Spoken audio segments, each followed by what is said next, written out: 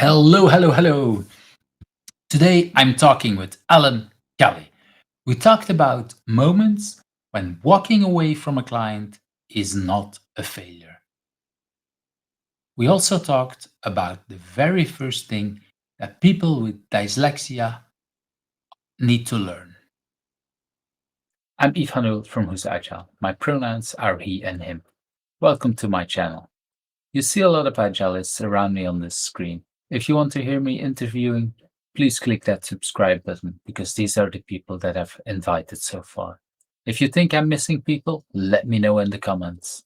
And that like button, well, if you liked today's interview, don't forget to click it. Hello everyone, and hello Allan. Um, Welcome here, and here let me show a little bit to the people where we are, and for me that means I'm in Belgium, and we can see that thanks to Google Earth. And let's move us a little bit on where you are, and you're not that far in a way No. that you're in London at this Yes. moment, if I'm correct. Yes. And let's bring you back on screen. Where is it? The interesting part. If We any of just you are getting the train from Heathrow Airport to central London, you go past my house.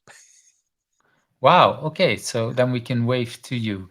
And with here, it also means that at my side, it's a little bit after 3 o'clock. And on your side, what time is it? It's just after 2 o'clock, so we're only an hour different.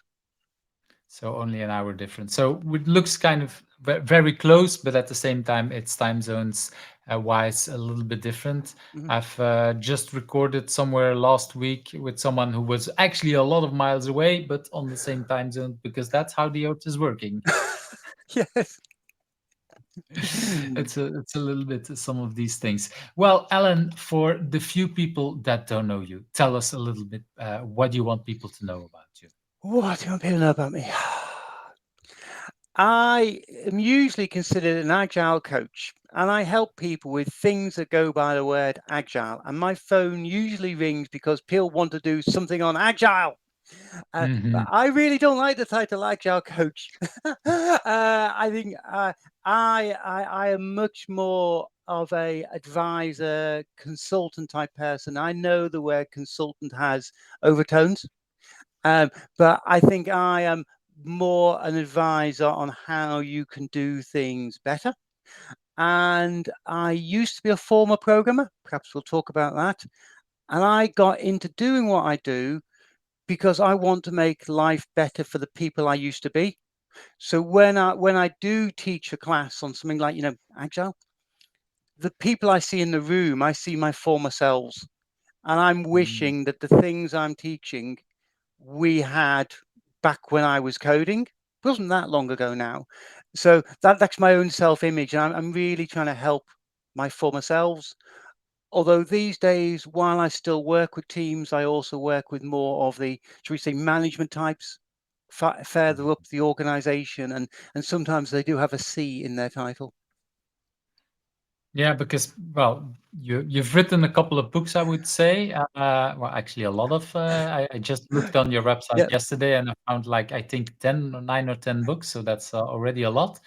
Especially if I can already add, if as long if do I remember correctly that you're dyslexic I also? am indeed, yes.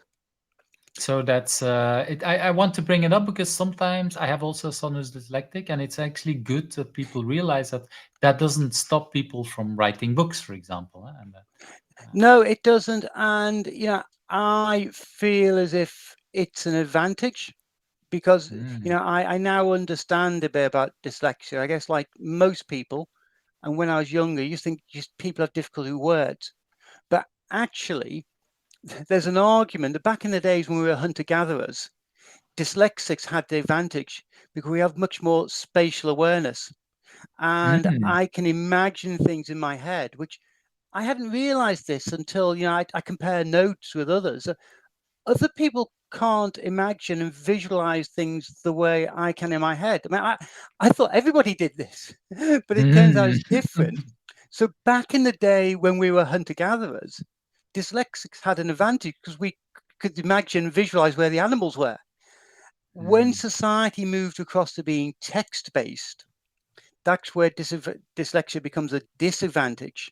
And it's one of my personal gripes with doing too much by email or Slack, in that it rapidly comes to the point with me where I stop reading. Hmm. Yeah, and well, we kind of jumped into a lot of things already. But thanks for adding that, because I knew, well, I know that is sometimes an advantage, but I didn't really think about the part of our society before we start using text and things. So that's is already a very interesting thing to discuss. So thanks for adding that. I want to move to that very first thing. That what is something that people usually don't know about you, but has influenced in who you are. I like it's probably that I'm dyslexic, Mm. although I'm public about it now. That Mhm. is, it's only been the last, I don't know, 6 years or so. I was at an event in London, and they had a panel up of successful business people, and one of the speakers was a lady whose name I forget, and she was talking about her dyslexia and being really open with it. And that was where it kind of clicked for me that actually, this isn't something to hide away. It's something I can be Mm. open about. I used to hesitate to tell people I don't want to be apologizing or making excuses for having spelling mistakes in emails. But at the same time, there's an element, I have a duty almost to tell people to say, look, this is perfectly normal and it's all around you. And to people who are dyslexic and maybe are struggling with it a bit, to say, look, this is not necessarily a hindrance. This can be a good thing. For all Mm. those problems you have with it today, there's some advantage somewhere. Yeah. And I was having this very conversation with my 15-year-old son's girlfriend who is dyslexic the other day. And particularly Mm. for younger people who may have encountered it more as a challenge, to realize that um, it is a positive. There's not just negatives here. So I think it's that. And as you say, I've gone on, I've written books, and you know what? I wouldn't say I don't care about the spelling and grammar, but I hope that the ideas I'm communicating in there are worthwhile enough that if a few things do slip through, I pay for a copy editor. If a few things slip through, I hope you're getting more value from the big ideas than the Mm. words are getting in the way.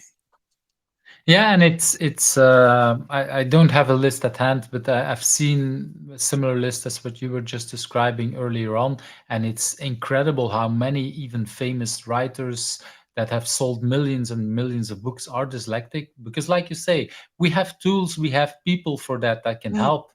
Writing books is not about writing correct words; it's about creating stories and spreading and doing the craft of having yeah. user story, not storytelling and everything. So, Exactly. Yeah. I still feel that I see the world at like 20 or 30 degrees displaced from everybody else. It's like I'm looking at mhm, your world on an angle. And uh, may well become my dyslexia. But I think what I've come to realize is that gives me a different perspective, and I see things that other people don't see. And yes, sometimes those things, don't have any particular value or it's an inconvenience. But sometimes seeing the world differently gives you an insight and gives you an opening. And I'm not going to say it's just for dyslexics. I think it's for all our different diversities in the world. All of us, almost point, nobody sees the world at 0 degrees. We all see it slightly out, mm. and it's from seeing these positions that we can triangulate and get an accurate position. If we all saw the world one way, well, it'd be a 2D world for starters. Yeah, actually, that is a very nice way, because our eyes, both our eyes, see things differently, Yes. and it's our brain that makes it collective and makes it that we see it in 3D. And yeah, it's the same thing if we have. Yeah, if you have a team of people and everybody sees exactly the same way, why do you need many people? I mean, then you probably just need one or two, maybe a few, because you want hands. But almost everything we do is teamwork, and it's not so much about typing, it's about having collective ideas of making things better. Yes. um, and what I hear you saying is that you, with your dyslexia, you bring in another perspective that other people in your teams, that or the people that you're working with, don't have. And yeah, all kind of differences make us look more like reality. That's what I'm hearing, and that's very interesting, I think. Okay, let's move to that second question. That if you had not been doing what you've been doing now, would you do you have any idea what could have become of you? When I was about 14, 15, I did a careers thing at school, and it Mhm. suggested I become a forestry ranger, which Wow, if talking that, about a completely different thing. well, I think it just shows how inaccurate these systems are. I think, when I was a teenager, I had visions of perhaps going into astronomy, which was very interesting in mine. But when I was 16, 17, I discovered economics. And I know that seems very dry to many people, but Mm. I have, I find it a fascinating subject and I love it. And I'd even like to describe myself as a bit of an amateur economist. Um, Mm. and I think if I hadn't gone into computing, I like to think I'd have gone into economics. And there are some parallels there. There is an analysis side to it. There is a mathematical side to it. That there's also a storytelling side to it. And for people who work in some domains, there's an applied side to economics. And I still, in some of the work I do, I do feel the urge to take it back to economics and say, what is the demand here? What is the supply? How is the money flowing here? Mm.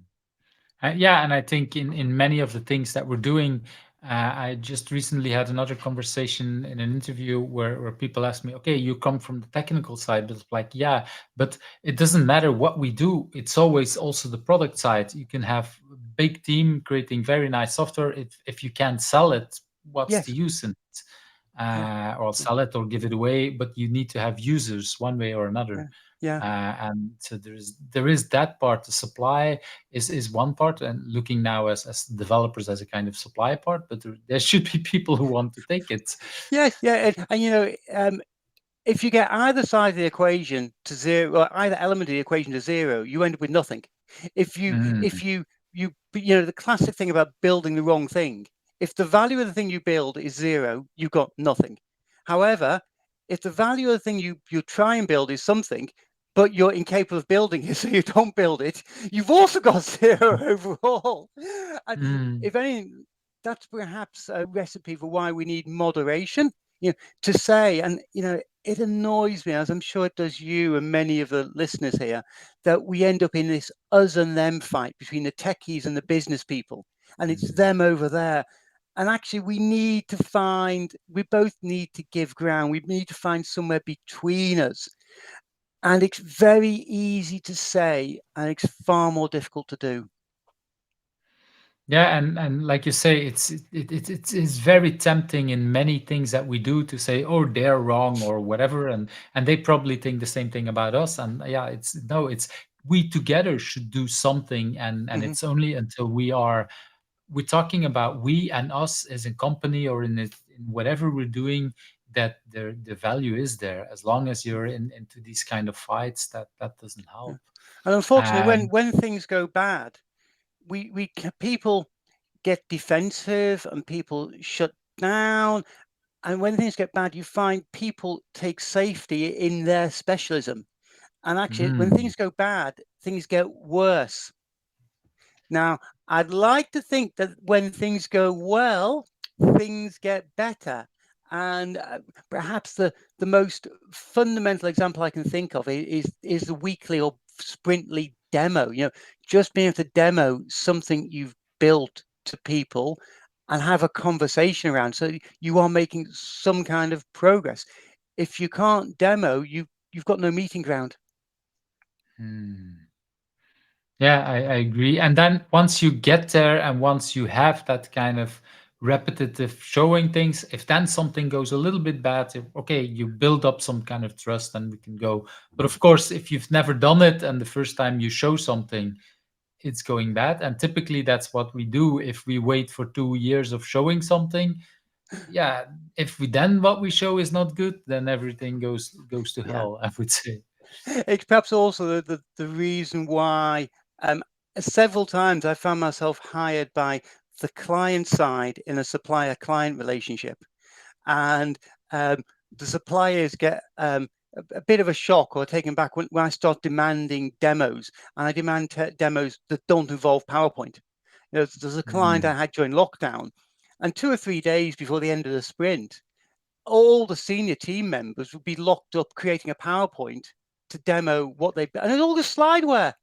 I was like, no, show me some working software. Don't show me excuses. Don't show me what it mm. will be. Show Yeah, me it. show what it is. Show me what it does in Yeah, whatever way it is.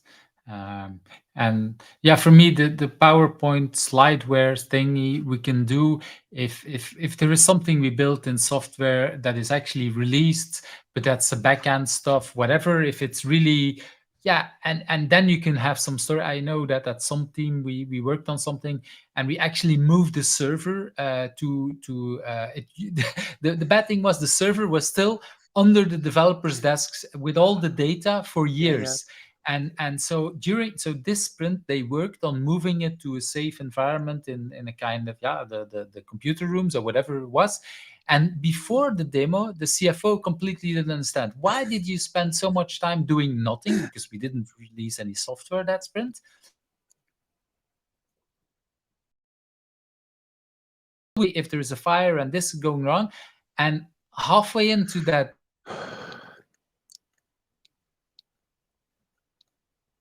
yeah.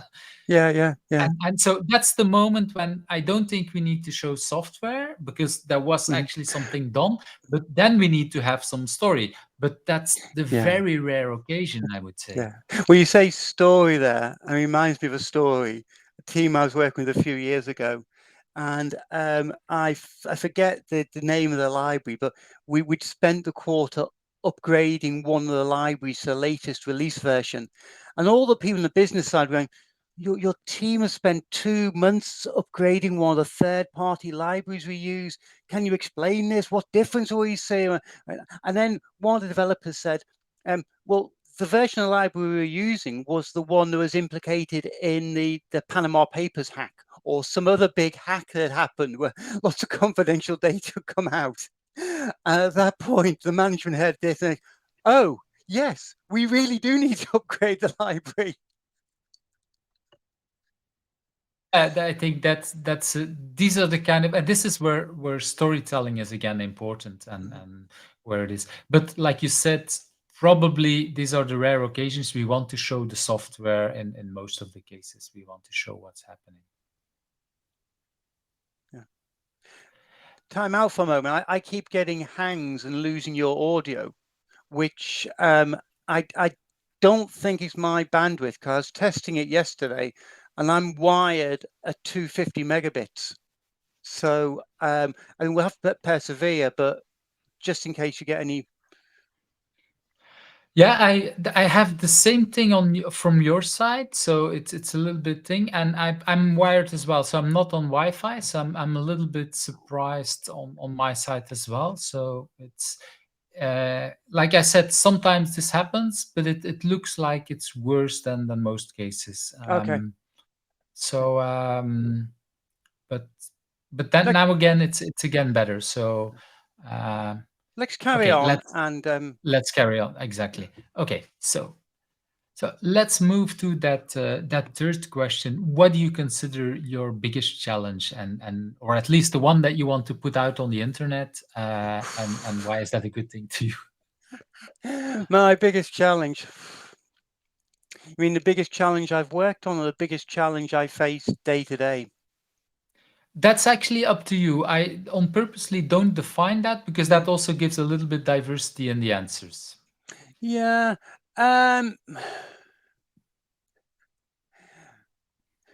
There's been so many big things. Oh, you've gone to screensaver. There's been so many big things over the years. Um, there's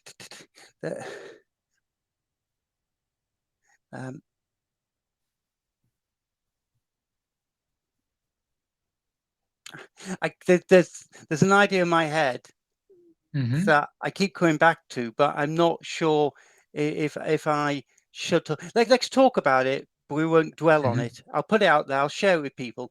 But okay. So my biggest challenge. I'm gonna go back a few years now, and I got involved with a project which I wouldn't normally have got involved with.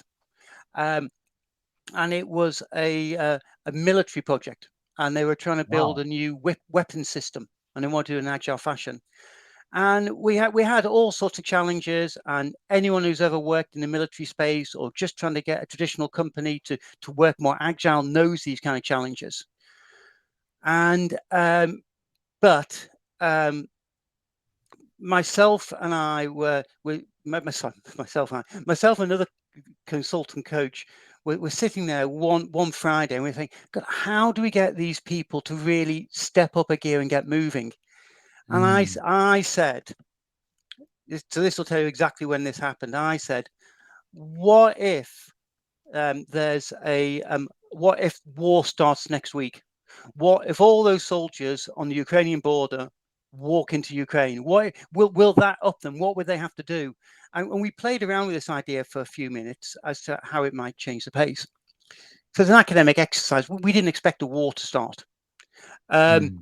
And at the time, neither of us had security clearance, so we were limited what we could do with the client. And you know what did happen the next week? The war started. Wow. So now it didn't immediately have an effect on the project I was working on, but it did have an effect on my mental health, because I am married to a dual national British-Russian citizen, and she Wow. has family there. And she was torn to pieces. You know, her identity was suddenly split. And this project involved me being away one or more nights a week. And I suddenly felt as if I should be at home with her, and I should be with the project. And I didn't feel trusted on the project because I needed security clearance. And, you know, I felt I tried for a couple of weeks to do this project and keep things going. And in the end, I just had to put up my hands and pull out. Now, I'm not particularly proud of walking away from a client, but it's only in retrospect I look back and I say, look, my mental health was on the line. I was suffering, you know, in so many ways. The world had turned upside down. My responsibility was pulling me in different ways. And that, I think, you know, in retrospect now, 18 months later, that was perhaps the biggest challenge I ever had. And you could say I failed it. I walked away. However, I think I succeeded in that I was brave enough to walk away. I was brave enough to say, you know, I shouldn't be. I can't satisfy everybody all the time. I'm going to walk away from this because I can't give my best, and I should be giving my best elsewhere. Yeah, and I can imagine, well, even as hard as it is, the moment that you took, well, if you wouldn't have walked away and if you would have had a mental breakdown in a worse way than you felt even at that moment, your client wasn't helped either. So stepping away gave them a time to say, okay, let's replace, let's find something. If you break down, it's not typically something that we can give a warning up front. It's like either like, I remember a boss of mine talking and giving a very brave speech about his burnout, and he literally said, "I was on the phone with someone and saying I'm going to work." He stepped in his car. He he took his steering wheel and then he said, no, I'm not going to work, and he didn't go. Yeah, And like 5 minutes before, he was in a meeting with someone or on the phone with someone talking about something going to work, and then it was over, and then he didn't return in a couple of months. And it's, yeah, it was not foreseen for or foreseen by anyone in the team, neither by him. And so that's even worse. And then you can say, mm, yeah, I could have stayed there, but maybe 2 days later or 3 weeks later or whatever, you could have broken yeah, completely, and then you would not even be helpful to your partner and yeah, everything there. So yeah. So I think in a lot of the work I do, and I think in a lot of the work you do, Yves, we are putting ourselves in the firing line. Because mm, quite often we are going in to create some sort of change to upset the status quo. And mm, actually, that can't that is going to create tensions, that's going to create problems, and it requires us to be able to navigate that. And we'll never be perfect. None of us are ever perfect. We will make no, mistakes, but we are professionally trying to bring about a change. And as I said earlier on, I'm bringing about that change because I think it's genuinely better for the people who I am trying to help. That does not mean that every step of the way they are going to be happy with it. And oh no. sometimes you need to just have the trust, have the faith, stick to your own convictions. So I remember if I go back for 6, 7 years ago, I have this large Dutch client I've been working with on and off for 10, 15 years. And they had me go out to one of their Australian offices to get the team to swap over to an agile style of working. And I was doing the introductory course. Um, and I had this one person in the room who didn't like what I was preaching about agile and the way of working and the you do something and you iterate and you reflect and all the rest of it. And he had lots of objections, and I tried to deal with them on the spot. But he was, people call him a resistor. I try and help. Mm. Anyway, we got over that, and as things happened, the next year,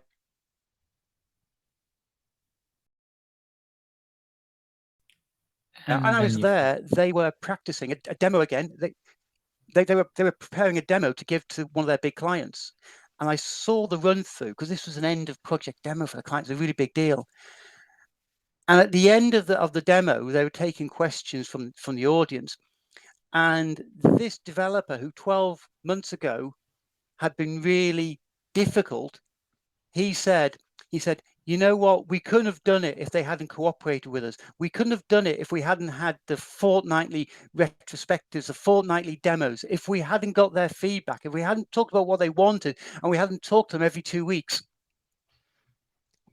12 months ago, he didn't like what I was saying and didn't really mm, want to do it.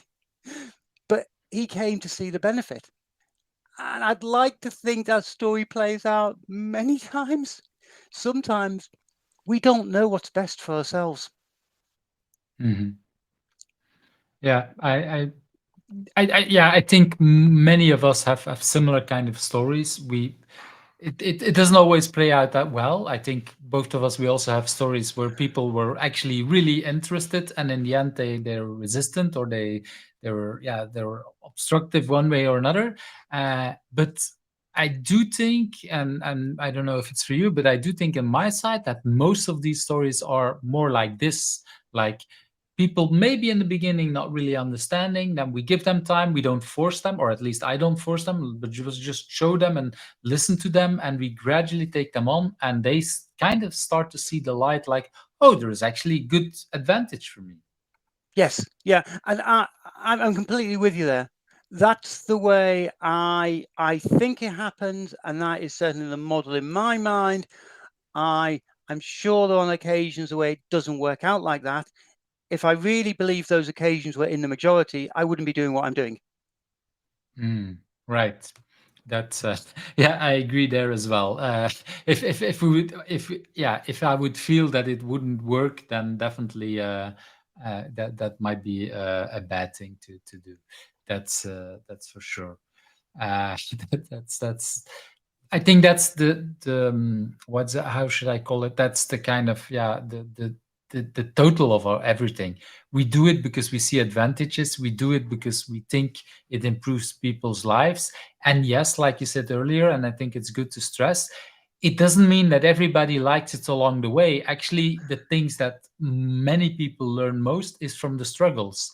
As long as we give them the time to take the time for the struggles and not pushing them, because otherwise we go into all kind of other things. A little bit similar to what you just said about your own story. It was important for you to step away even if you don't like it. I hear Mm. that you make a promise and you don't want to not make that promise and to unpromise or to kind of break your promise. But at some point it's like, okay, not everything I promise is possible. And yeah, then I have to take care of myself. And Mm. that question had two parts. What is a good thing about that? And I think, well, there is a good part, of course, because you took care of yourself. But that experience of making a promise and realizing, oh, I have to break it. What part is there something else good for you to have that kind of experience? Uh, the on reflection, you see it for what it is. When you're in the middle of it, you don't see it. Mm. And now looking back on it, it's sometimes the difficult decisions. When you face a difficult decision, you have to turn and face it head on.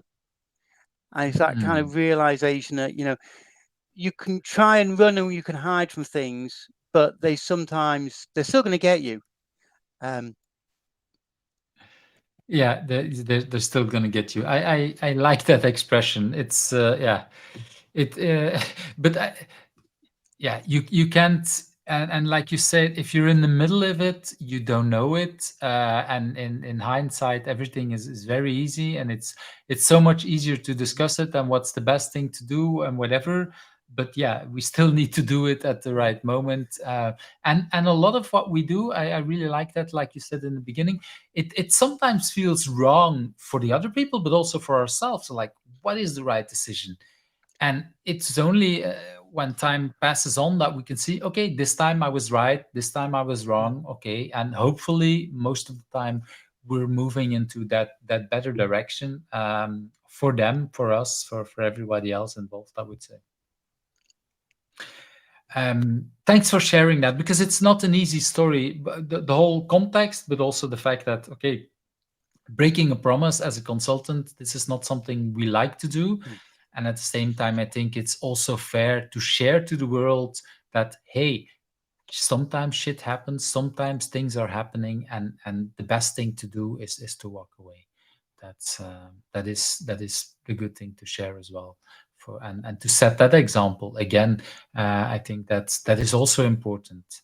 Okay, I want to move to that next question, and it's kind of related because, well, we known each other for a while. I know you're a mm. very driven and a passionate person. Do you know where that drive is coming from? Well, I've got two things we've mentioned already. One is I think my life experience having dyslexia. When I was young, I learned that I had to make things happen. I I There wasn't an easy path for me. I Mm. needed to work out, with the help of my parents and some trusted teachers. I'm not saying it's all me, but that sometimes the path I take is less trodden. It may be completely unique for me. Mm. And another thing that comes out of dyslexia is the first thing dyslexics need to do is learn to learn.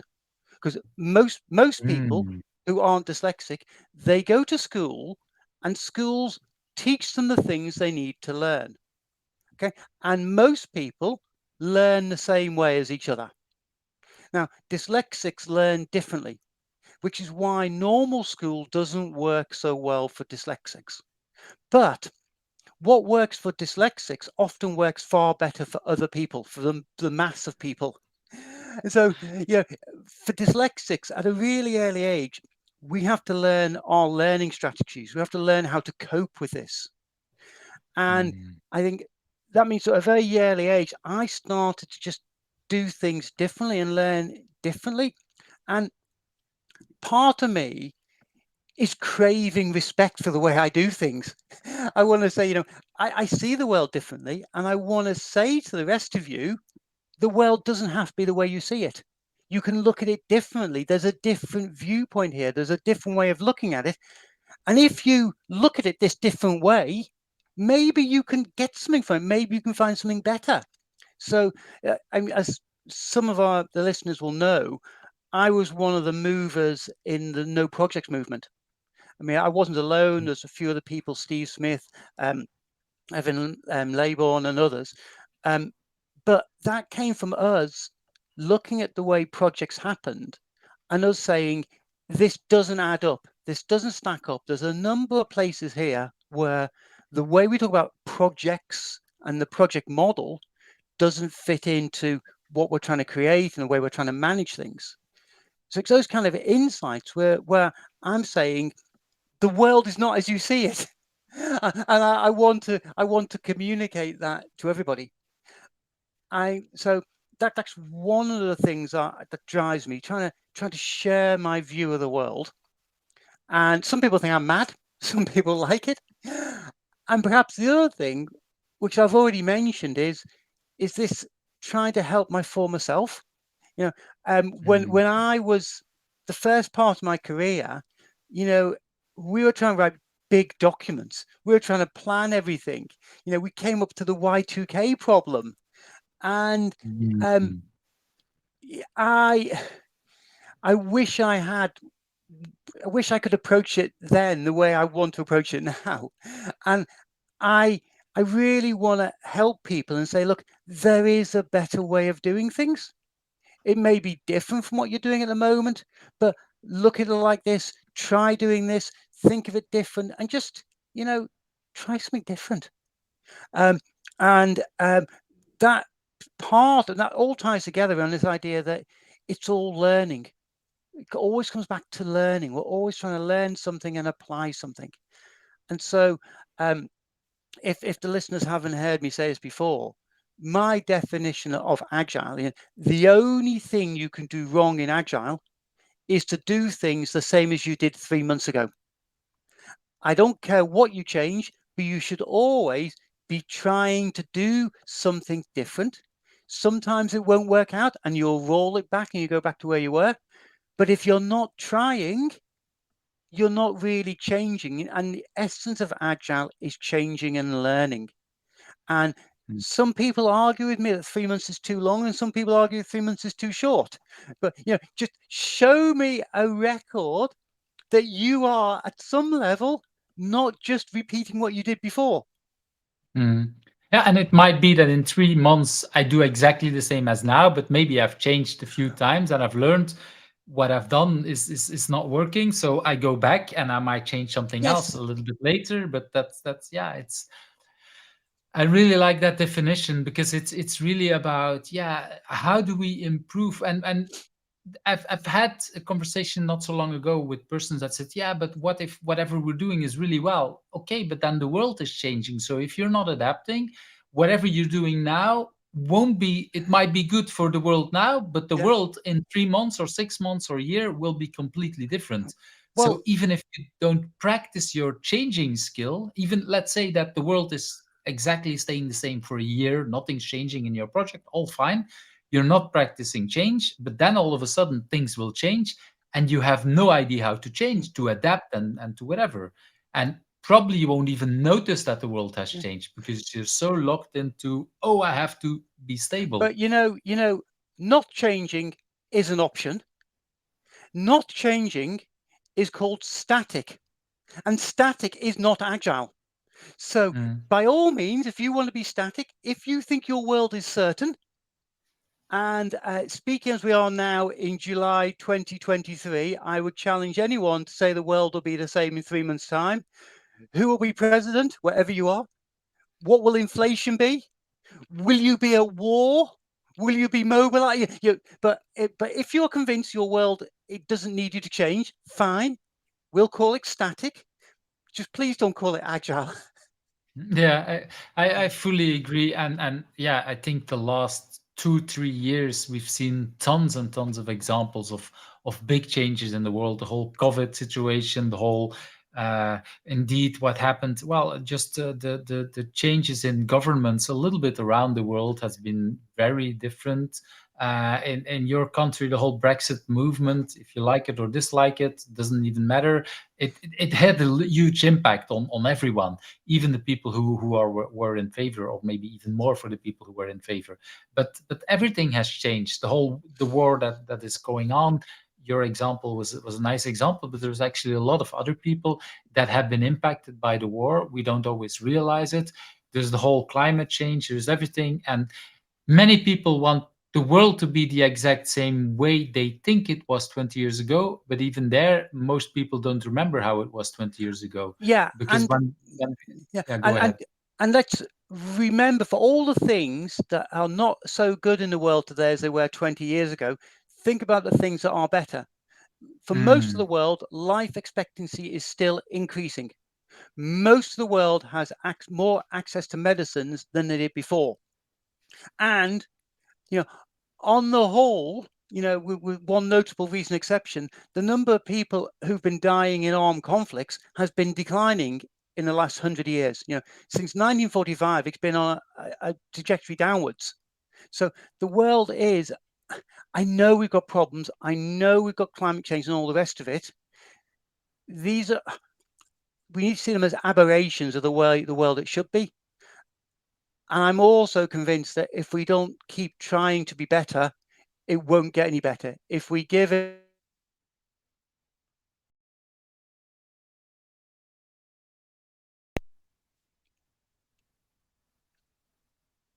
Yeah.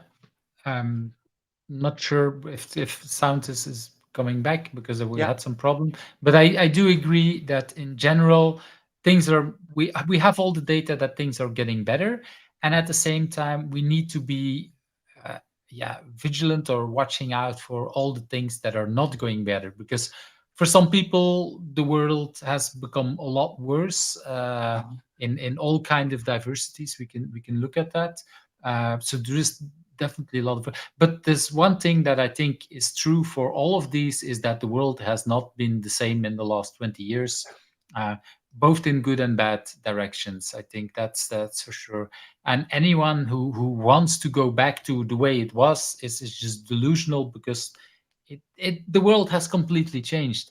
And people sometimes think that by going back things would be better. No, you're just ignoring a lot of realities. oh yeah. I mean, I would, part of me would love to go back to doing C and Pascal coding. It was such a nice and easy life then. But then you remember all the other problems we had back then. you start to realize, no. Yeah, my son is at university now learning C and C++. And when I look at all the things on C that he has to learn, I'm like, oh God, I'm so happy that I've left that part of development. That doesn't mean that new languages don't have other kind of problems. And what we're developing, the fact that we're all such in a connected world, security is so much more important than it used to be, because we used to be the programs are written were just working on a computer with almost no connections, or very limited. So it's a different world. But the languages have improved, so there's a lot of other kind of things. So thanks for bringing that up, because indeed, it shows how agile is really helping us cope with the changes that are in there. And like you say, the fact that we keep working and keep changing is how we adapt to these kind of things, or we learn to adapt. And that kind of brings me a little bit sidetracked to that next question. What do you consider your biggest achievement? And before we go there, I want to go also to the sub question below, because basically this is your moment to brag. And the question I've been asking regularly to a lot of people is that, is it easy for you as a person, Alan, to brag? No. I am English, and I have English reserve. And I look particularly at some of our American colleagues, and I look at even just some of the stuff they push out on LinkedIn, and I am envious. I am envious. It seems to come, if not naturally, at least they're more relaxed about that. And maybe American listeners are going to have a different take on this, because the way it appears from where I'm standing, I Hmm. don't find it easy to brag. I may have a big ego, but I don't find it easy to brag. Um, so But thanks yes, for bringing that up, because it is something, and this is partially why I asked the question, not just to you but to everyone. It's not because we sometimes, for example, if you publish a book and you write about it and you share it, because we kind of know we need to do it, that it's always easy to keep talking about it, and that has really nothing to do with the ego. It might look like the ego makes it easier, but I don't think so. And your kind of answer kind of rejects that. Maybe your ego, or at least I know a few people with even bigger egos than yours and mine. And they tell me, like, the fact that I have such a big ego makes me even think more, is it a good thing what I publish, and is it? And so is there something for you that as well there? I think it leads to. I'm not sure if there's something there, but it does sometimes lead to cognitive dissonance and Mm. a bit of anguish. Can I look at the shelf here and I can see all the books I've written over here, and there are some days, you know what it's like being an independent consultant. You live in famine and feast. You've either got more work than you can handle, or you're thinking, oh my God, will I ever earn again? And you look at these books and think, oh my God, will I ever earn?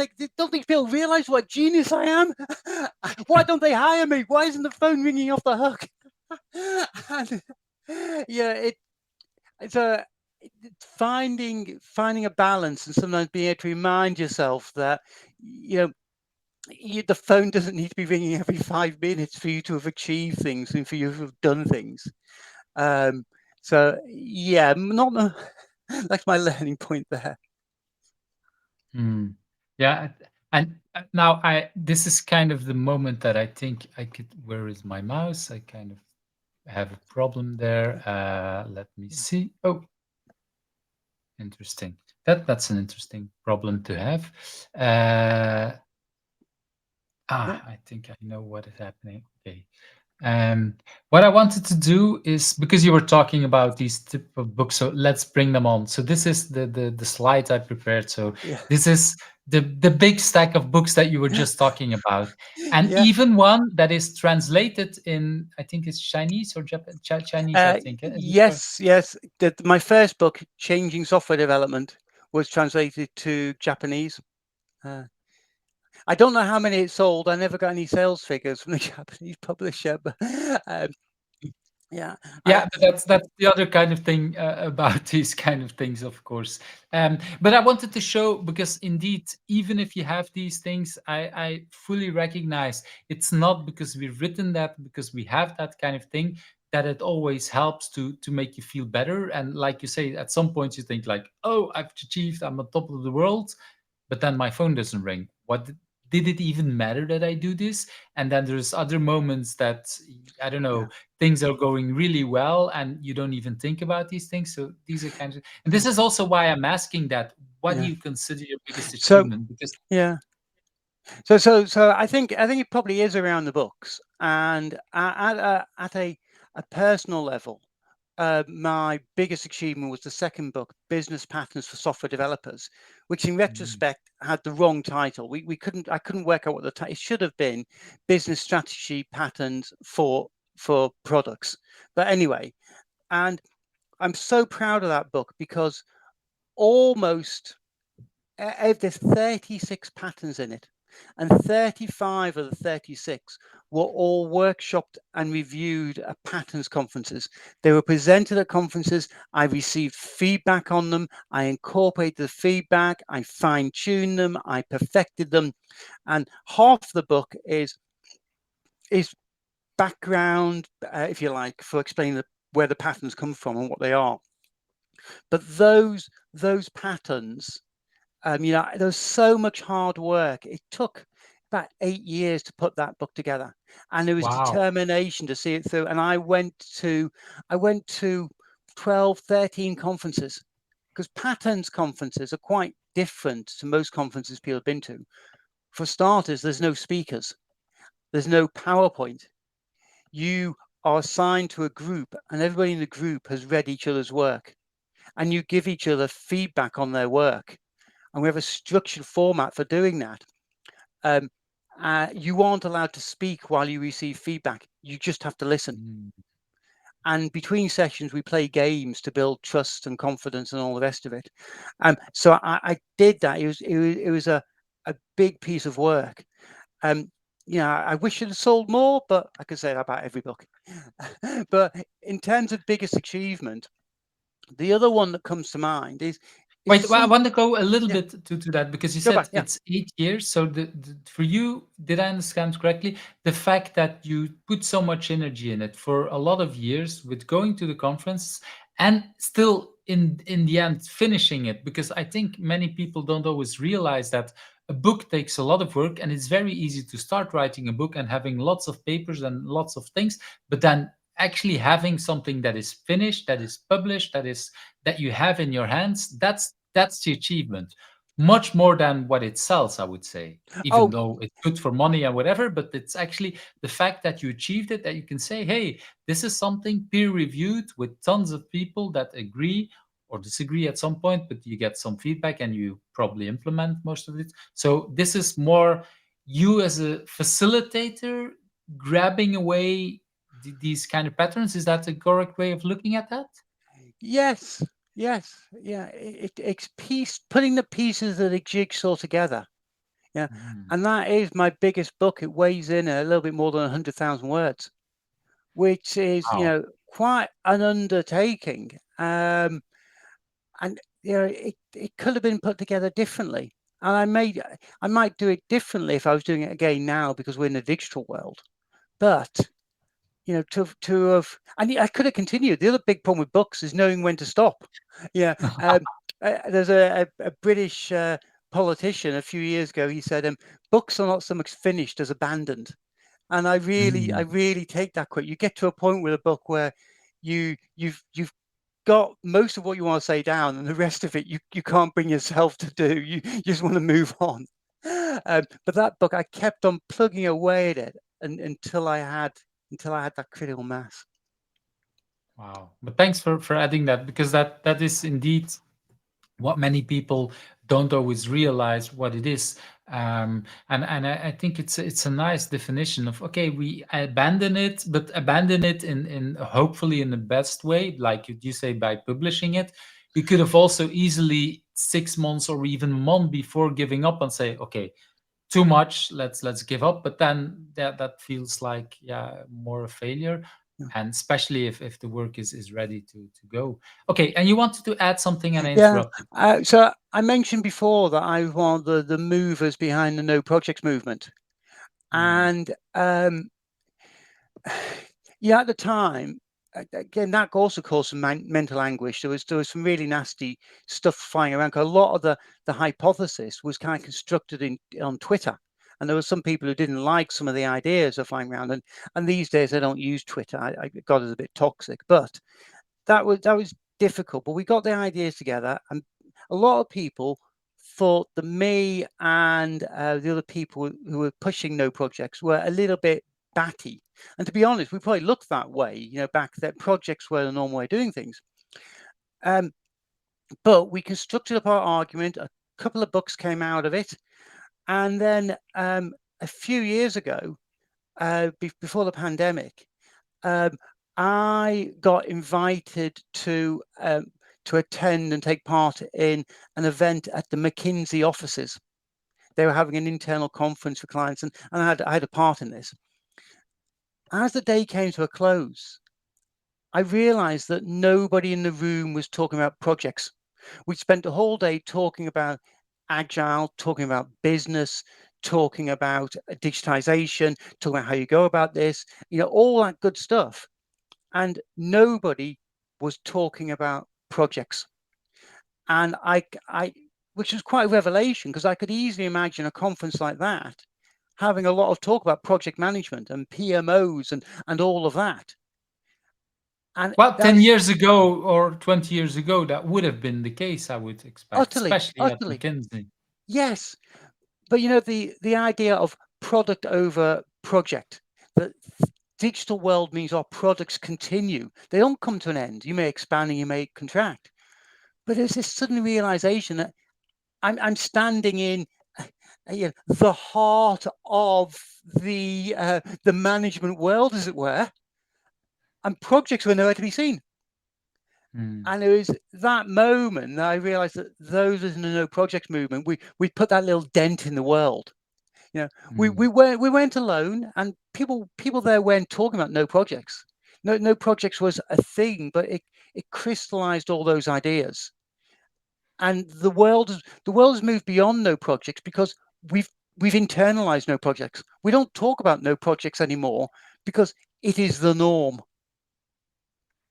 I agree there. I think ever since we've had a lot of books and other kind of ideas about, okay, product thinking much more than project thinking.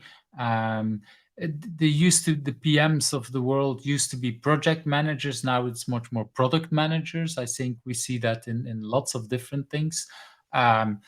So I agree that it was also interesting to see. I was much more part of the no estimate movement and not so much part of the no project movement, but it got a similar kind of backlash.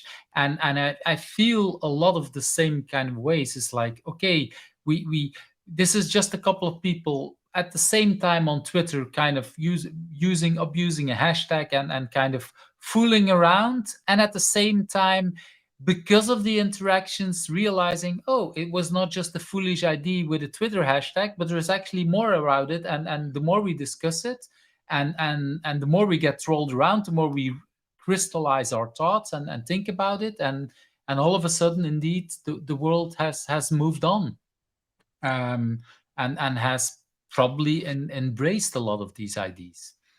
So that is indeed a very nice achievement, and like you said in the beginning, it was not just you. There's many people. It was an interesting as a movement, as mini as it was, with the impact it had. And I think I agree. Right now, Twitter is like, this is not the place I really like to use as much, but I have some kind of, I don't know, nostalgia for that kind of period where we could, with just a couple of us, completely separated, have some small discussions like we would have in a bar, that is kind of half serious, kind of not serious, to, oh, this is really an actual thing. It's not just not just a fun thing. So that is indeed, and that is one of the things I think that Twitter brought us at some points in our lives, I would say. Thanks for sharing that, because indeed, it's interesting, because looking back, and probably in 10 to 15 years, nobody even knows anymore about no projects. Nobody thinks about it, because indeed we have moved on, and that's a very interesting thing to think about. I want to move to that next question. Do you have a personal agility tip? Do you have anything you want to share with the rest of us? So I have found over the years that I have a whiteboard behind us, which I very rarely use. I have Post-its, which I only use for immediate notes, and I try to organize, it's me, I'm in my office, I'm often working on my own account. How do I organize my day? And, I've tried it so many ways over the years. And what I found is that whatever way I find helps me organize the day and plan the day, it works for a period of time, but then I get too familiar with it, and it falls into disuse, or it isn't effective. And it takes me a while to realize that my way of working the day isn't working. And then I have to find some other way of doing things. For a long time, it was a to-do list in a notebook. At one stage, it was come out to the office and write a post-it for everything I need to do and line them up. And I do not think you can underestimate the power of a big red tick, being able to, on a piece of paper, yeah, you can't do it, Trello. You can't put big red ticks on things. And the physically organizing my space is I, I I would never dream of organizing electronically. It has to be physical. And I've tried so many techniques over the years, but my tip is to keep on trying and keep on reinventing and keep on finding something else. Now, having said that, what I have found, and it's stuck with me for a surprising amount of time, is when I come out to the office in the morning, I get myself a large index card. I hope you can see that. And I divide the card into 2/3 and 1/3. And I write today's to-do list, professional to-do list on this side, and the unprofessional list, the home stuff that I may need to do during the course of the day on the left, the smaller side, and then go through it and tick them off as we go along, or I should tick some more off for today. So go through it and do them. And the great thing about me on a small card is they're cheap, and I rewrite it every day. And classic Kanban, if I can't fit everything I need to do onto the card, it's telling me I'm trying to do too much. Wow, And that's so powerful indeed. The fact that an index card, a post-it, also the whiteboards that we used to use, there was the feature that most people underestimate is the limited size. It is a feature, it's not a bug. yes. Yeah, that's one of the problems with electronic systems. They're limitless. So the other thing I try and do is prioritize my work. And sometimes I'm better at sticking to the priorities I set for myself, and sometimes I'm not so good. And sometimes the real problem is I've done all the high priority urgent stuff. And what I'm left with is a bunch of lesser priorities. And I can sometimes sit there, maybe for an hour, just dithering between which lower priority thing should I do. It doesn't matter because we take too much time not Where's doing my? anything. Oh, I can't find it. I've got a special piece of equipment here. Hang on. And sometimes when I'm deadlocked and I can't decide what to do, I use this special piece of equipment, a dice, and I just number the items and I say, right, I am going to do number 3. And I'll then kind of pomodoro it and say, right, number 3 for 20 minutes. And usually when I end up doing that, I find that 20 minutes, I'm so into it. I want to do this for an hour and I finish it off. But the physical prioritization, the writing it out again, reminding myself, accepting that if it's the 3rd or 4th day I'm copying it onto a card, I'm probably never going to do it. And at the end of the day, breaking the deadlock with randomness.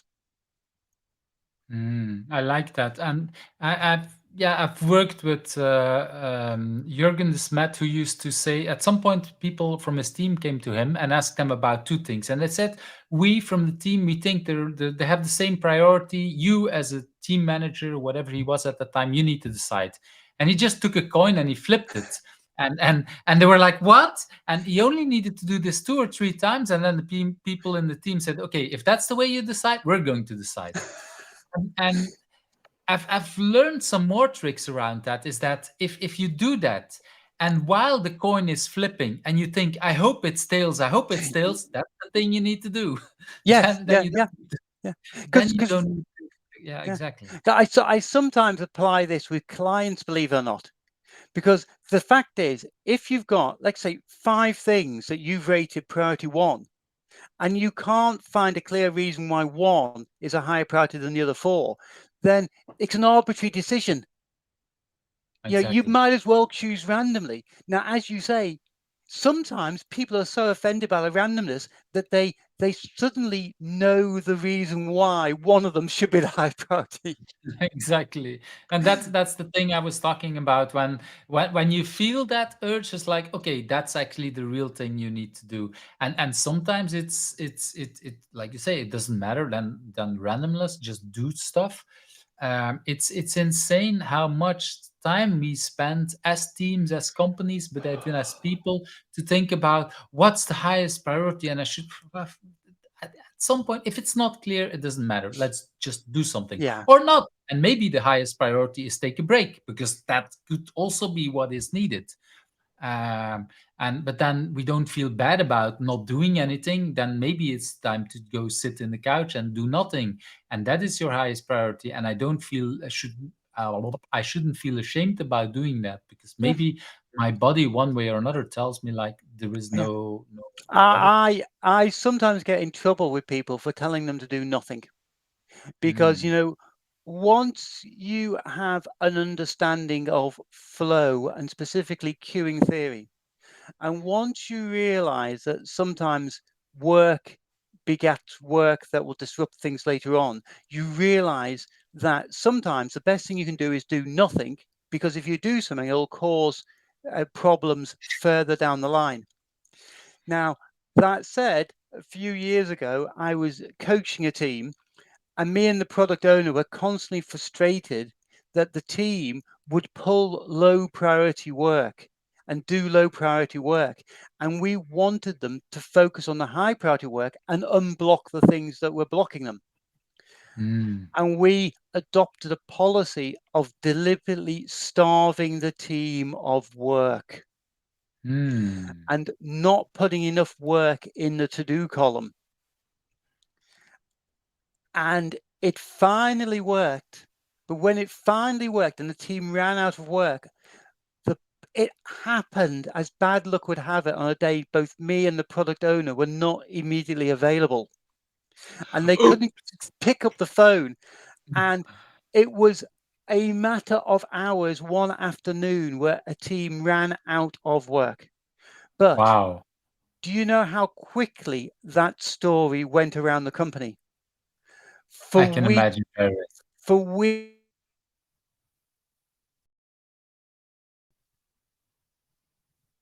team ran out. And it's definitely seen as a black mark by some people. Um, you know, if people had time, we sat down, we explained what was going on and why we'd allowed it to happen, people could rationally see it. But I think, and this goes to your point as well about people agonizing about what to do. There's such a scarcity mindset in organizations that they're scared of either doing something that isn't the utterly most important thing, or scared of having 10 minutes doing nothing. And unfortunately, that scarcity mindset is itself a problem. Mhm. And I want to stress out a little bit. This is something now that happened. It was not nice, but from what I understand, it only happened once Yeah. after a couple of time, and so probably it was not even a big thing if you just consider the big thing and the fact that the team had unblocked so much other work, because they could have done other work that was totally useless for weeks and weeks, and nothing would have been done that was actually the highest priority. Is That's how Yes. I understand the story, yeah? Yes. Exactly. And yeah, and I think that is that it's so, yeah, I think both of us, we know tons of stories, and I hope, well, if people recognize it, they can put it in the show note and in the comments and everything. But I think most of the people that were listening here will have so many stories about people working on the lesser priorities for whatever reason. And let's face it, I've done it myself as well at some points, that I feel Yeah. whatever that but we should learn to keep doing it. Is this the highest priority? I've said it to a manager just less than a week ago, I think. He was stating something, and I was like, yeah, you're right what you just said in that meeting, but the fact that you said it gives the risk that the people in the team will now start focusing on that and not on the highest priority, which was actually the reason why we went to the meeting. And he could immediately see it, so there's no problem. But he really needed to have a little warning sign to say, okay, I should be. And he said to me, like, I should be really careful, because indeed that is a problem. We have that so much time that they focus on little, and so we go into that meeting talking about the highest priority, and then in the end he says, oh, by the way, what about, and before Can you you know it, just? and that's, yeah, it's so tempting. And I think all of us, we do it. I think I also do it to my partner. Sometimes we just ask a little things, and yeah, came to learn that sometimes, and I'm all about transparency, and I want to say everything, but at some points I need to shut up and not say anything, because people can't have the priority work done, and then maybe I'll add the next thing. And it's not because I don't want to be transparent, it's because I want to make sure that I give the right message. This is the most important thing. Thanks for sharing that. I think that's a great agile tip in doing. And I wrongly clicked on this one before. Remote work. Maybe let's start with this question. Did you before COVID already do a lot of remote work, and how was that for you? No, I didn't do very much remote before, and I still find it quite tough, to be honest. There are things we can do remotely, like this recording. Like, I've spoken to meetups in California and Sydney, which I would never have done without teleconferencing kit and all the rest of it. But I still find doing everything on screen difficult. And I think in part that's because a lot of my work is what I describe as hearts and minds. In that I can tell you how to run a perfect planning meeting. I can tell you how to do a perfect stand-up meeting. I can be entirely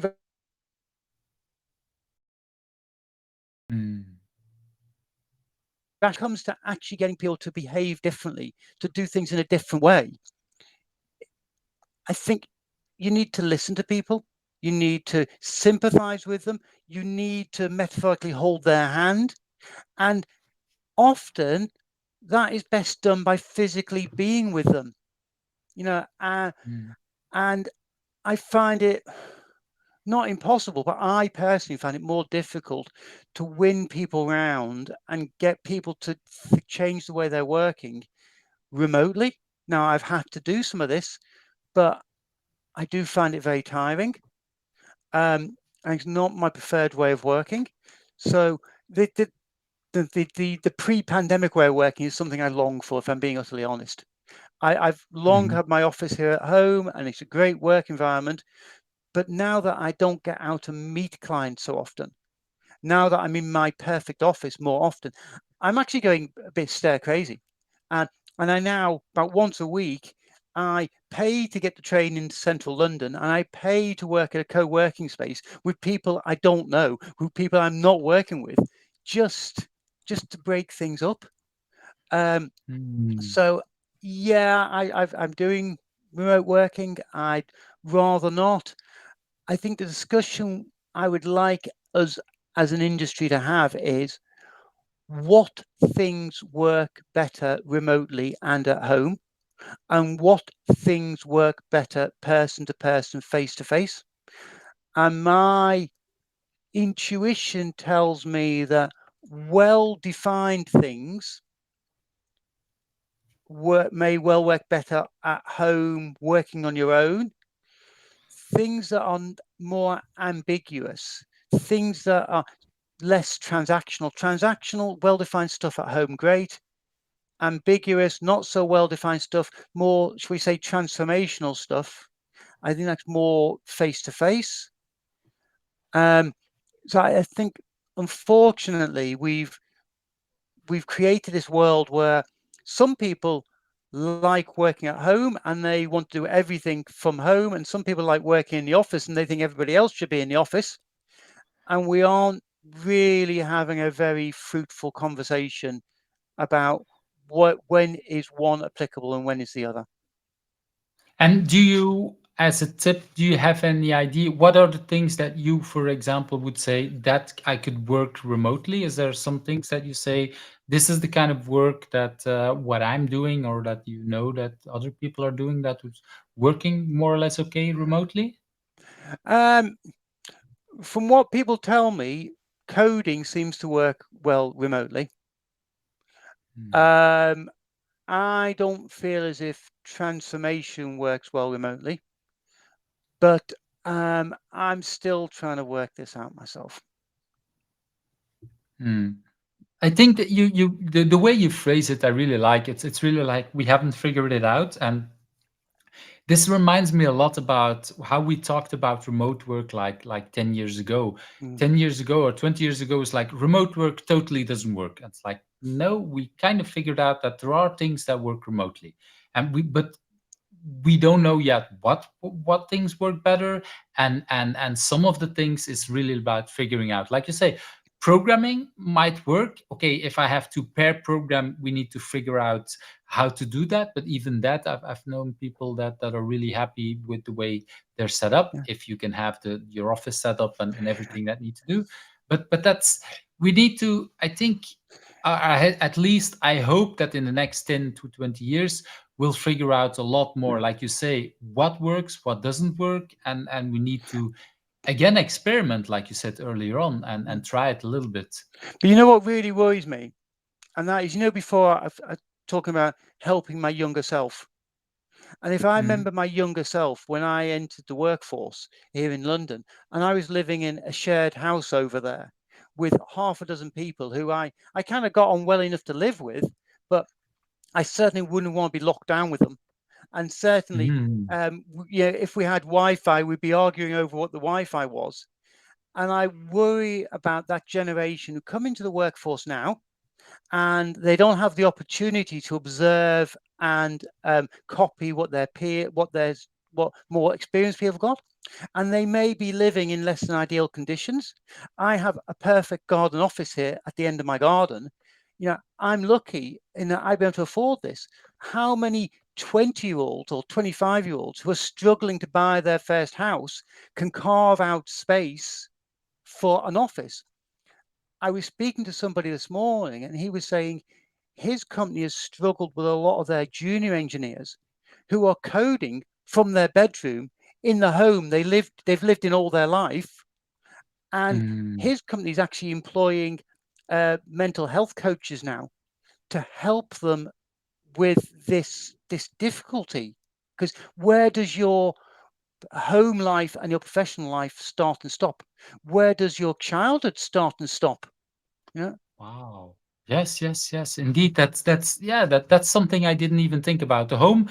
I know actually a few people that do a fake commute when they work from home. They leave their house, they do a little walk around the block, and they come to their office, and then they only open their office and things like that, because they need a mental way to tell their brain, or to tell their family, Yeah. like, I'm going to work, I'm now at work, and yeah, and I didn't even think about where, indeed, where does your youth stops, and when does your working, your professional life starts.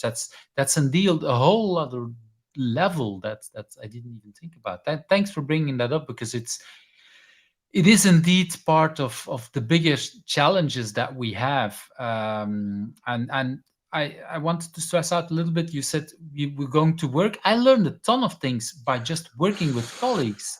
Just the stupid idea.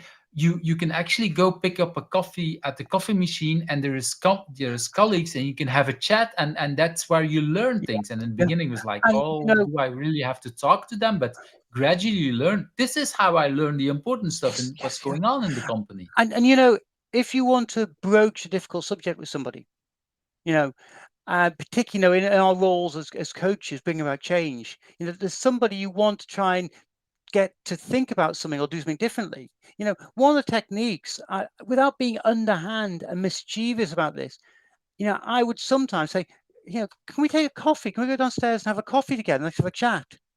And I would talk to them, and I'd know there was a subject I wanted to tackle, but I wouldn't approach directly. I'd kind of build Mm. up, and then I think, you know, have you thought about doing this? Or some people have told me this, and you could broach it gently. Okay. Mm. Now, in the online world, I need a meeting in your calendar. And since our calendars are chock a block with meetings, we probably need to play calendar Tetris. And I probably need to give you a title for the meeting, maybe even an agenda, and tell you what I want to talk about. So if I send you a meeting saying, "Can we talk about your continued employment?" We've got a problem already. Yeah, yeah. So I think we've lost a lot of opportunities for informal, less formal communication. And I think part of the reason our calendars are so blocked is because we've lost some of that. Thank you for bringing that up, because I have a kind of, I don't know, a hate love relationship with the idea that our agendas, our meetings should have agendas. And It's exactly that I realize the fact that I have a meeting, that I have a title that says this is the topic. For some of the conversations, I just want to have a quick conversation, and indeed, if I feel that you're in a bad mood, I might not even bring it up because maybe tomorrow is a better day, and yeah, and then we can just have that chat, and maybe after 2 3 chats, I will say, by the way, maybe this or that. That's not possible with this meeting request. You really need to do, and I've seen it in ways. For example, the moment that you're as a consultant, I think all of us, we have been there. At some point, they want to stop the contract, and then you receive some kind of strange meeting request, and there is a title that is saying nothing, and I kind of already know, okay, they're going to terminate my contract for whatever reason. Good, bad, it doesn't matter. You kind of feel it already, and yeah, it's all we want to have agendas, we want to have all kind of things, and then they say, well, sorry, I kind of cheated, and this title and this agenda is all wrong. I want to have a different kind of meeting. But usually I already know, because somehow well, in most cases, we kind of know at what point that it is, and it's the same thing. If I would walk into the office, I might just run into my boss and say, well, maybe we should chat, because maybe I don't think I bring the value that I used to bring. And that, but in the remote world, that's so much harder. You need to actually book a meeting, and you need to do that time. So thanks for bringing that, because I didn't realize what part. I realized I didn't like the idea that we have to have an agenda for all the meetings, because in general I agree, but for these kind of ad hoc meetings, it's bad. And actually, the title itself, it's kind of creating more problems Yeah. than it's solving. But if I don't put something on it, I feel bad because everyone has a packed calendar, and I want some of their. They've got real work to be doing, and here I am, a coach, wanting half their hour to talk about this agile rubbish. Yeah, yeah, and I can't have anything that. Anyway, that's. But thanks. That's a really good tip, and I think we need to, as a general, we need to learn about it. And I've talked about it before. Indeed, calendar Tetris. We used to have again. We talked earlier on about the physical limitations of of an index card, of the whiteboard and everything. There was a physical limitation on the number of meetings we could have, and that was called the meeting rooms. If we're running out of meeting rooms, that was over. You just have a meeting tomorrow. Remotely, we don't have that limit anymore. We can have tons of meetings, and actually, that means, as for a lot of developers, we can no longer do the work, because now my manager or coach or wherever is booking all my time, because they feel, yeah, but because that's another thing I've seen. Managers, they want to feel useful, so they book meetings with everybody to have repeat discussions and ever. And in the physical world, we might just have walked around and see, okay, Peter is doing well, John is doing well, that it's fine. And Yeah, if you're doing something strange, I might have a little chat with you. But now I need to book a meeting and all. Yeah, yeah, thanks for bringing that up. It's that meeting Tetris and the calendar Tetris is really an important part. I want to move to that next question yeah, about what is a book that you have read? What's a book that you want to yeah. talk about? So I am going to cite one of my favorite management books. This book, The Rise and Fall of Strategic Planning, and it is And I have it on screen as well. yes, The picture is not as nice, but there is actually multiple, how to call it, multiple versions of the font, I yes, would yeah, say. and I think it might be our print now, but my God, I think it should be forever in print. Um, and I'm bringing this book up because, as you can see here, I've got lots of post-its in it. It's a book I'm Mm, forever looking up. You know, so I open it at random here, and it is perfect. This one, it says organizations engage in formal planning not to create strategies, but to program the strategies they already have. That is, to elaborate and all operationalize their sequences formally. Yeah. And this book is an eye opener about strategy and strategy planning. And it's particularly, for me, particularly interesting in the agile context for two reasons. First of all, it tells us how we got to the agile manifesto, because mm, a lot of this book discusses the history of strategy and strategic planning. And when you read it, it is like reading a history of the waterfall. Royce is not mentioned in this book, but you could almost be reading that story about how the idea of planning everything and breaking it down to its component parts and planning it all out and allocating it all out and then just merely executing it. And it's not just a parallel for what we encounter for the waterfall up until agile, but for me, it is the same thing, because the waterfall appeared, we'll take Royce's paper for argument's sake, 68. That mentality in the 1960s was when strategic planning was at its height in business. And it was at its height in business because of Robert McNamara at the US Department for Defense. And the US Department for Defense had rationally laid out everything they needed to fight the next war. And they were implementing it and planning for the next war and the equipment they needed, which was going to be a tank battle on the plane to Germany. They were just going to pick up where they left off in 1945. Okay. So that's the war they planned for, they strategized for, they prepared for. What war did the Americans end up fighting? Vietnam. Yes. Which was completely not with Yes. tanks and everything. It's completely different. So their strategic plan was wrong from the outset. And the fact that they had been so focused on their strategic plan and operationalizing the plan meant that their men and the equipment, their training was not right.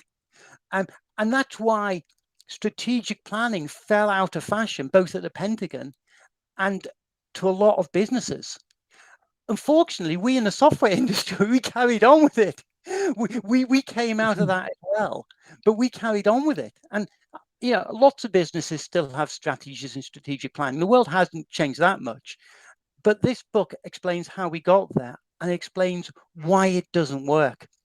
So this is the important part of why this book is important for agile people, in that it talks about why the thing we call strategy is really an emergent property.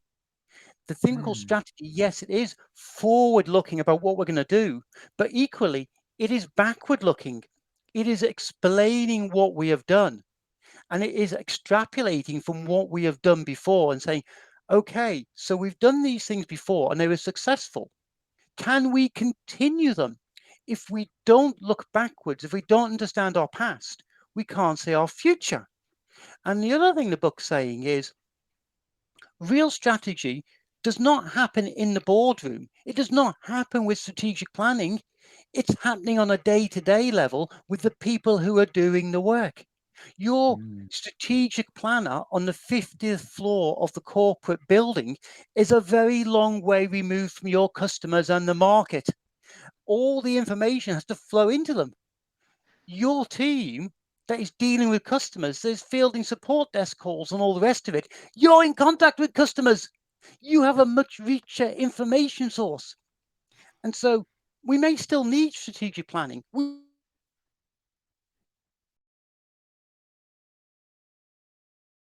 need to connect all this together and accept emergence. And isn't that just agile?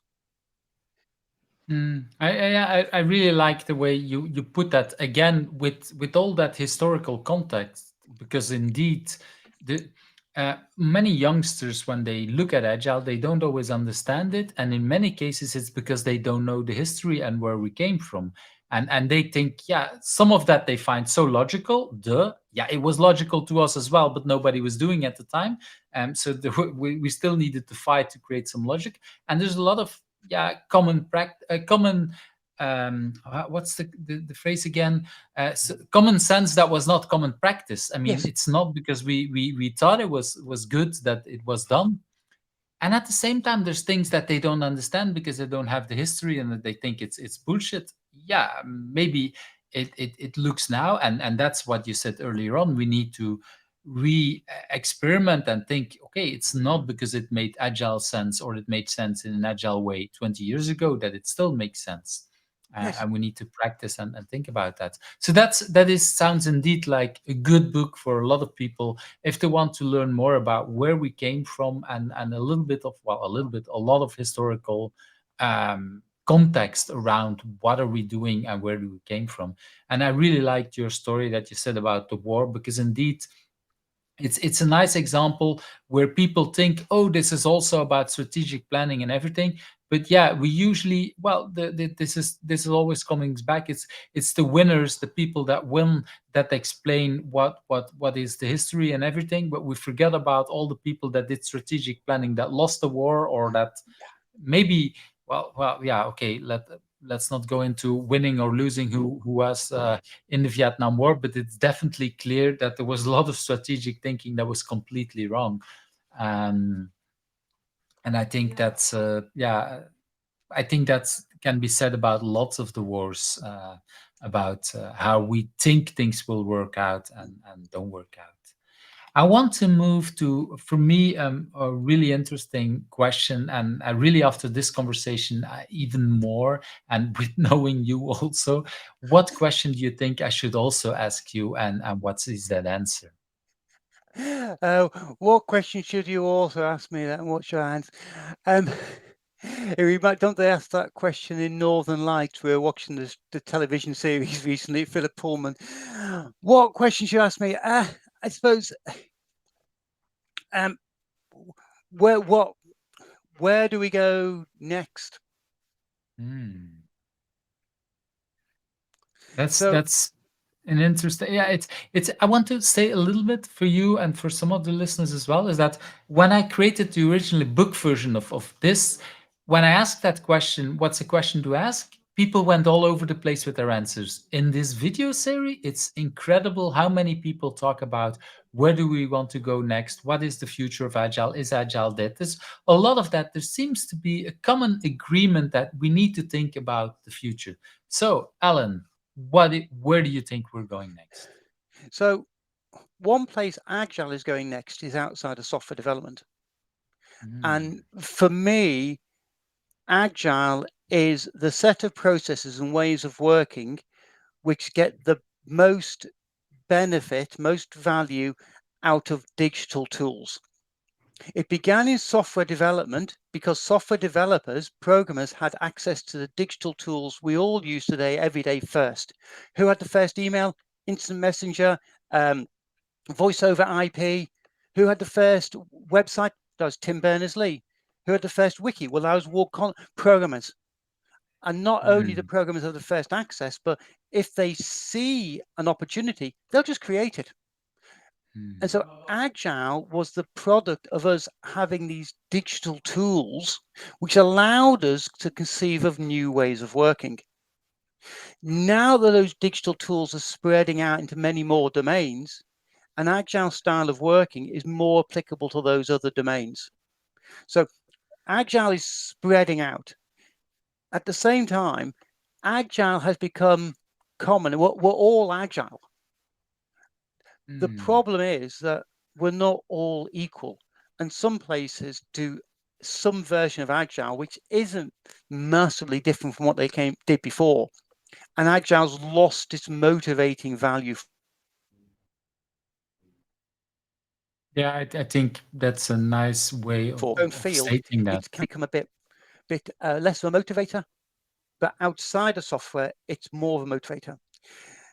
The other thing that's happening is, as much as I wish it wasn't happening, is whole discussion over scaling, doing it bigger. And this links into something I was saying a few moments ago. And I've come to the conclusion that the problem we have with scaling what we're doing is that we don't know how to do emergence at a big scale. When we Mm, try and scale things up, we go back to our planning instance and we try and program it all. And actually, you know, um, the Agile Manifesto talks about emergence, and we know how to do emergent design. We know how to do emergent teams, but how do you do emergent teams if you've got 200 people? How do you do emergent design if you've got 200? And we haven't really cracked that problem. What we do have is a load of scaling methods which try and bring planning in through the back door, and sometimes not even the back door, sometimes the front door. And this really grates with a number of us. So we need to find more ways of allowing emergence with more people, with more code, with more infrastructure, with more of everything. There is hope, and I'm going to give you 2 examples of where emergence does work at a large scale. One is AI. Look at those massive neural networks, and for better or worse, we're seeing emergent properties from our AIs. Their tendency to invent references, their tendency to discriminate against some minority groups. Our neural networks can exhibit emergent behaviors, even though they've got billions and billions of nodes in them. The other example, and was probably a better example, is the market economy that most of us live in. The market economy is based on emergent properties, lots of different people, different companies identifying a need in the market and serving that market. And over time, some companies will come to dominate and some will fall by the wayside and some will specialize. We can do emergence at the big scale, but so far we haven't really cracked it. And this goes back to something we were talking about before, about the fear, the scarcity mindset. That so often when we try and scale up, we're scared of duplication. We're concerned we haven't got enough of something. Now, the architecture critic Jane Jacobs said in the 1970s, duplication is essential. And she was talking about cities, and you go to Brussels, I go into central London. How many bars are there? They all fulfill the same function. Why don't we have one massive bar for all of Brussels? How many restaurants are there? We duplicate things. Now, the market system allows some to go out of business and we get about the right number. But if we try and do everything completely rationally, we wouldn't allow that duplication.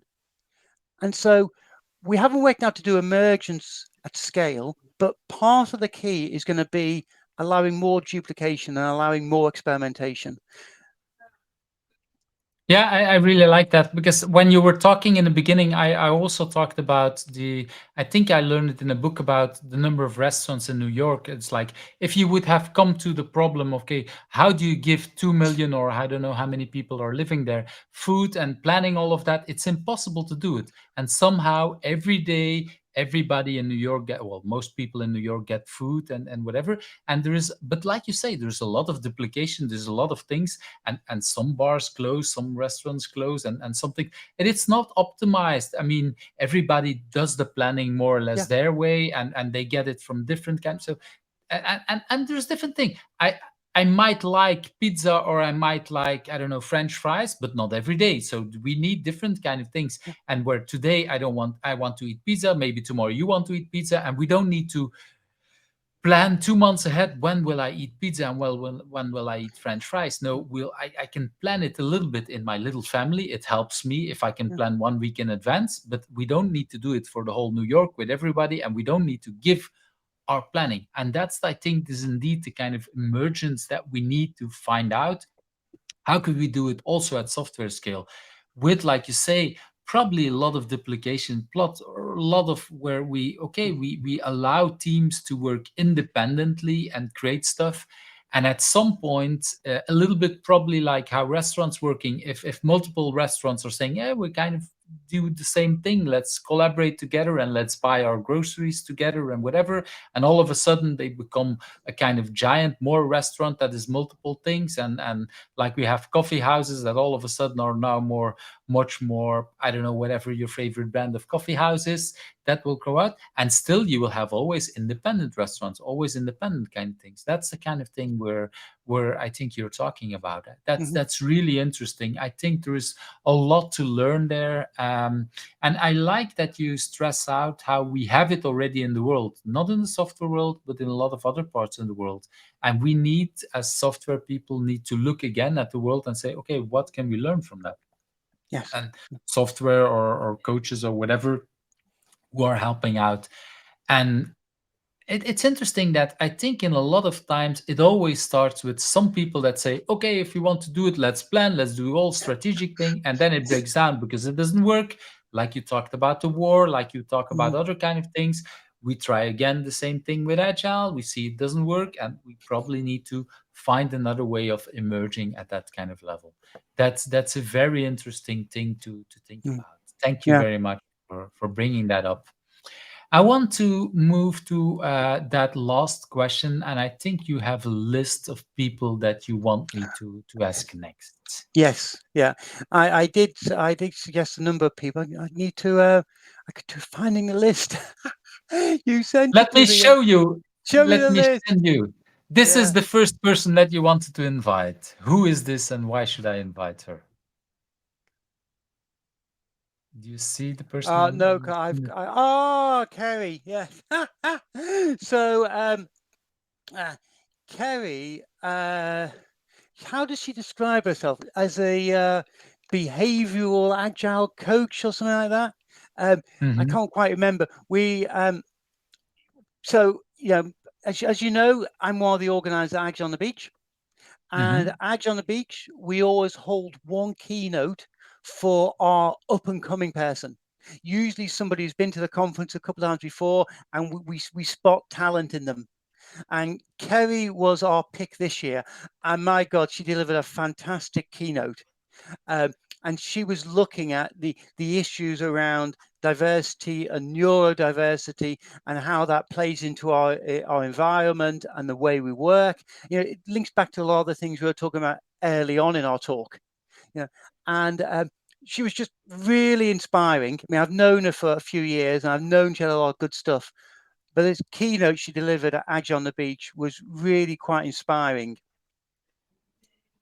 So thanks for bringing that up, because it's indeed, well, you bring both the conference and the person up.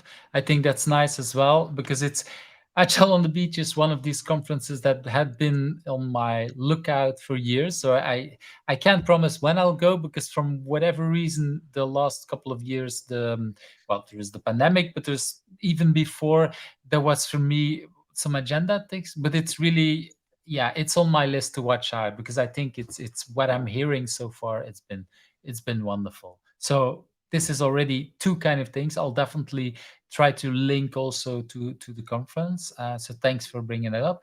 Let's move to that second person, and this is the second person that you're talking about. I'm not sure if you can see it already. Uh, I, Yes, yeah, Kylie. Kylie is very, very similar. She's another person I've watched a couple of times at Agile on the Beach.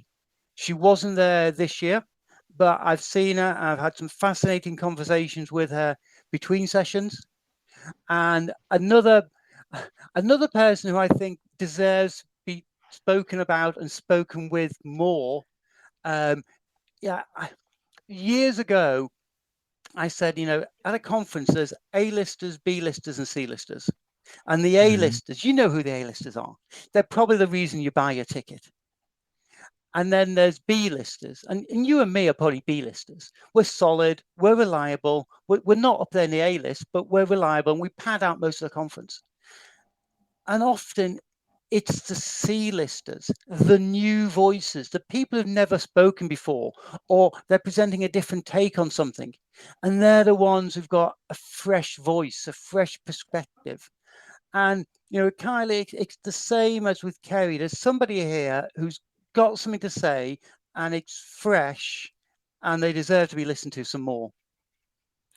Thank you for bringing that here, because it kind of also is a little bit of how I see whatever I'm doing here with Who's Agile. It's like, for me, indeed, it's the A-listers that will bring the attention, and people say, oh, I want to listen to Lisa Atkins, I want to listen to Alistair Coburn, Lisa, whatever, that all these kind of things. But for me, indeed, I'm as interested in some of the, yeah, the B list is like we are ourselves is like, okay, what's going there, but as much interested about the new people, because this is where the future is. These are the people that, if I and I'm not going to say I'm not going to go to A-listers at the conference, but if I doubt, and if it's something that the A-listers, we know it's going to be on YouTube and they're going to be videos, and it's definitely going to be interested. But some of these new talks, this is where I'm going to be challenged even more. And it's not that A-listers don't give out challenging things. I think every year they're trying to bring it, and sometimes I'm still surprised. But the new things that yeah, that really pushed me off my feet is usually coming from people that I had no idea. Let's go to this. It looks like an interesting thing, and then you're there and it's like, whoa, okay, where did that come from, and why didn't I think about that before? These are the kind of things that is really interesting. So thanks for bringing Mm. people like that up here. Let's move to that third person that you had on. Inga, so not an agile on the beach person. One of your oh, what's the word? Country people. Um, she's an Hmm. agile coach. I had the pleasure of working with just before the pandemic. We spent about a year together working at a client in Belgium, and Inga has really impressed me. And she does do some conference talks, but she's more concerned about her clients and doing her stuff. And again, someone who I think deserves to have more of a voice in the world. Yeah, I've worked on and off with her because indeed, both being from Belgium, we run into each other. Both that small thing. She's actually a kind of organizer for a small little conference about agile games. So more like an evening event that's multiple Yes. times a year. Most of them are physically, but of course, during the pandemic, she did a few of these remotely. She's not the only organizer, but it's yeah, she's I'm really impressed with her. I really like to work with her.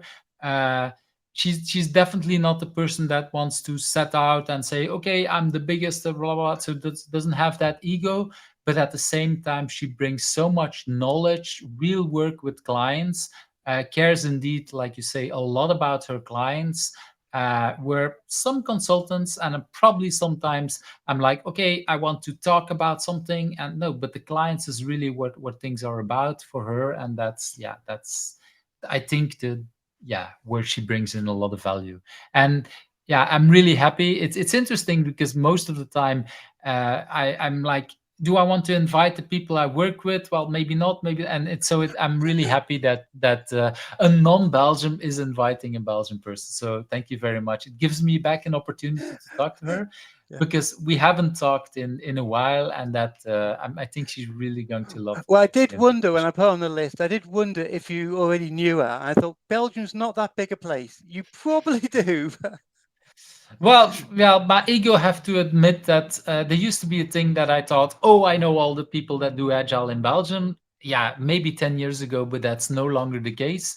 If they've been to conference and if they've been presenting, but like we just said before, not everybody is a presenter. Not everybody is indeed putting out themselves at conferences. And some of the smart workers and think people that invent new things have maybe not just been to conferences but are actually when you work with them, and that's when it's yeah, that's also the place I want to give in this podcast here. And I think we have at least one more person that you wanted to talk about. Who is this, She's and why should I invite another. her? So when I will admit, I did think I cannot just put white men on this list, and I Hmm. surprised myself how many women I came up with.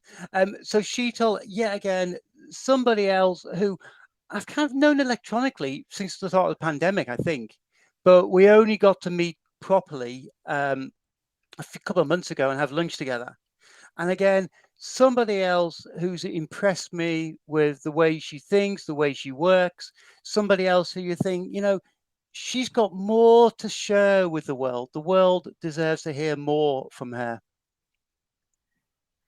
Thanks for bringing that up. And indeed, well, it might look like you've invited just women, but I think I think you said something really interesting. You kind of surprised yourself, and I think um, many of us we don't always realize that yes, we have that many, and unfortunately, even a lot of women who say we need to look out more for women and bring for whatever reason, most of them, even the women, sometimes give me a full list, and then it's like 10 white men. I'm like, wait a minute, you talked about in the same invitation or the same answer, you say we should have way more, yeah, give visibility to, and and then they give me a list of men. It's like, do you even and sometimes they don't even realize it.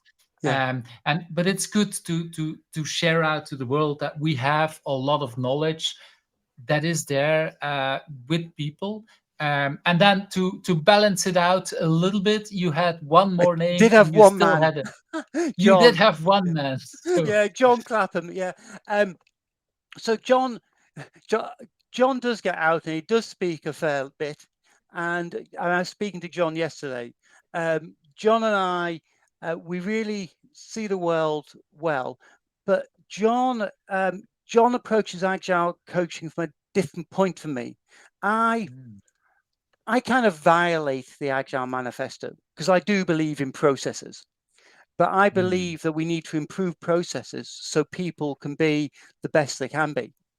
Um, I know a lot of the agile community they start with people,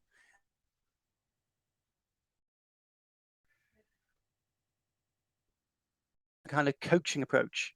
And John and I spent a lot of time trying to work out this thing that gets called agile coaching. What is it? So I know every conversation with John is always interesting.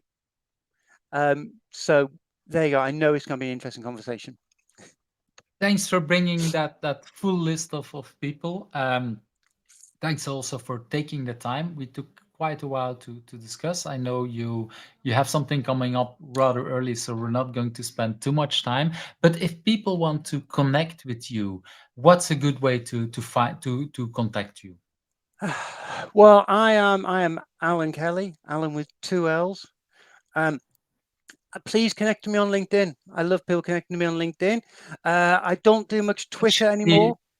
this should be the LinkedIn Yes, I can say, connection. yeah, that's a link. I don't do much Twitter anymore, so that's not the best place to find me. LinkedIn. You can find my website as well with my archives of everything I've done in the past. I recently moved my blog over to Medium, but you'll find decades of blogs there. Um, and you'll find my email address. If there's some bit of the conversation you'd like to pick up on, please just drop me an email or message on LinkedIn. And please check out the books. Yes. Yes, thank you very much. And indeed, I think yeah, we talked earlier about the whole thing that Twitter is falling apart. I think we're all of us we're still trying to struggle a little bit. And is it will we go to yeah whatever new tools? They're not kind of at the same level that Twitter used to be. So I think we're kind of stuck with LinkedIn as a way where we have our professional community. Let's talk it like that. Um, Anyway, thanks for your time. It's been wonderful as usual. It's been a very nice conversation. Thanks for the time. Mate, thank you for inviting me. Thank you for watching Who's Agile, where the stories of agilists come to life. I hope you liked today's interview. Subscribe if you're not subscribed and want to get to know other agilists.